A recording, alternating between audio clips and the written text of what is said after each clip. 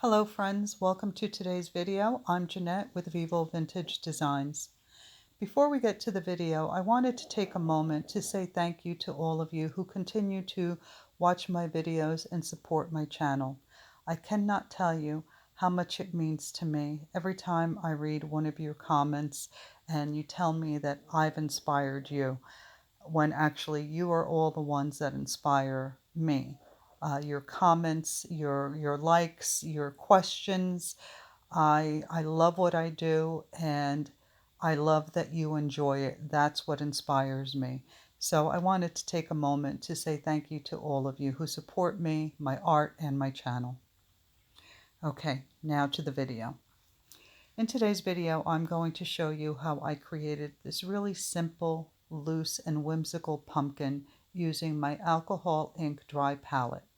And for those of you who are unfamiliar with what a dry palette is, I will put a link in the description box for my video where I explain what a dry palette is, how to create one, and how to use one. So I've taken my brush and I've dipped it into the alcohol and dabbed some of the alcohol off the brush before I activate the inks. And now I'm using the tip of my brush to create the sides of the pumpkin. First I created a large oval, and now I'm using the tip of my brush and the body of my brush to create the side sections of the pumpkin. And I'm trying to use different colors, different shades of orange, because I want to keep the definition between each section of the pumpkin. So you can see the center is a little darker. The first two sides are a little lighter, and then the other two are a little bit darker. But I do add different colors, and I shade a little bit, so you'll see. Now here I'm creating the back sections that I want to be seen in my pumpkin. They're just little ovals. No big deal. This is really simple. There's no right or wrong way to do this.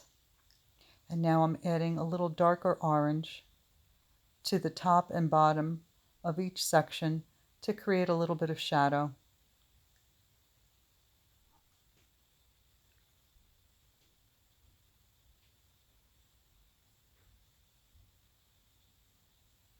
And now I've dipped my brush into the alcohol, and you can see I've dabbed most of the alcohol off, and I'm just running it through the ink, trying to blend it a little bit, but not too much, because I want the colors to remain kind of patchy, because that patchiness will give my pumpkin texture.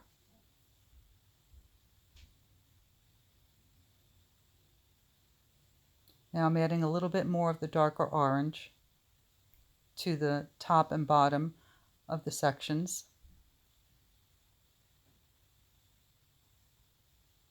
And you can see that I've kept the sections defined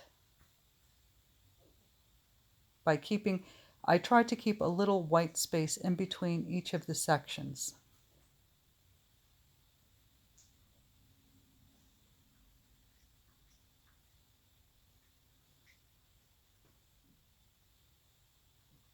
Now I'm using a smaller brush to create this chunky stem for my pumpkin. I think the color I used was teak wood, and I used a variety of different oranges for the pumpkin.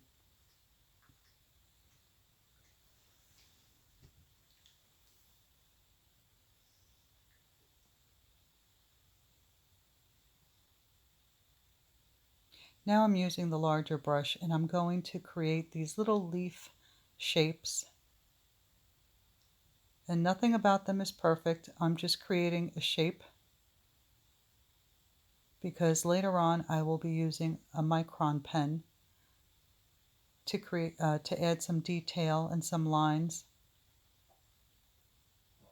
and everything will come together nicely. So nothing has to be perfect.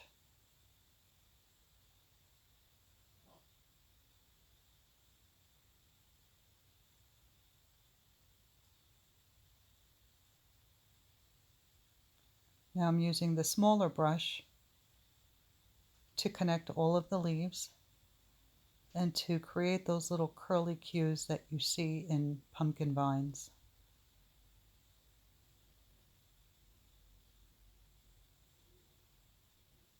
And I'm using a little brown and green mixed together to create the stems for the leaves.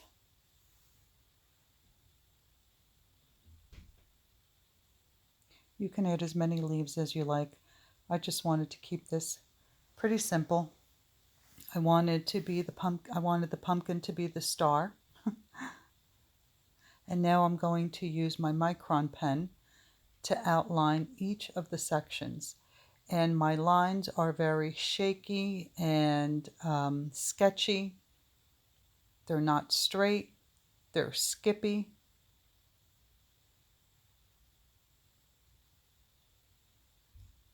You can see I've outlined each of the sections, and now I'm outlining the leaves. My lines do not stay within the color. Some sections are within the color, some are outside of the color. And it gives it a really whimsical, fun look.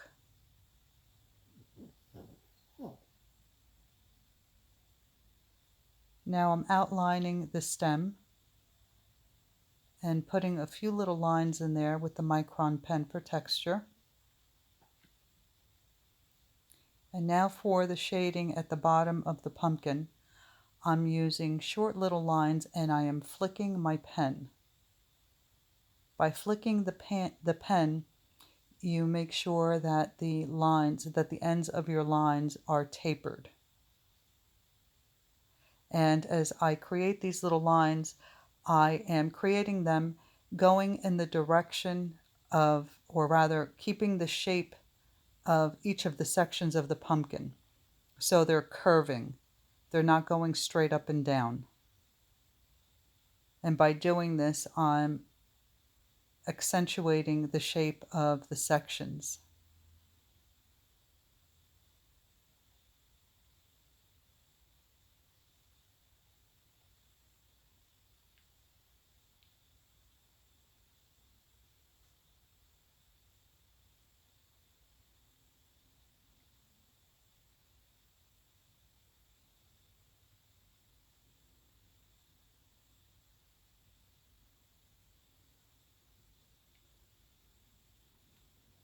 Now I'm darkening the lines in between the sections, and I'm also adding some skippy, shaky little lines up and down each of the sections, but always keeping the lines going with the shape of the section.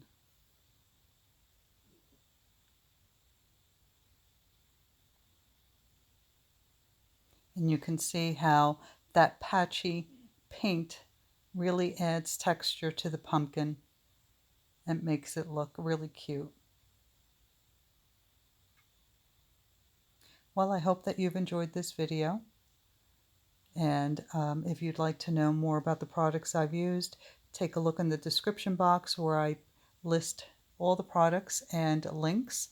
And if you have any questions about anything you've seen me do here, leave it in the comment section. I'll get back to you as soon as I can. Thank you so much for watching, and I will see you in the next video. Bye.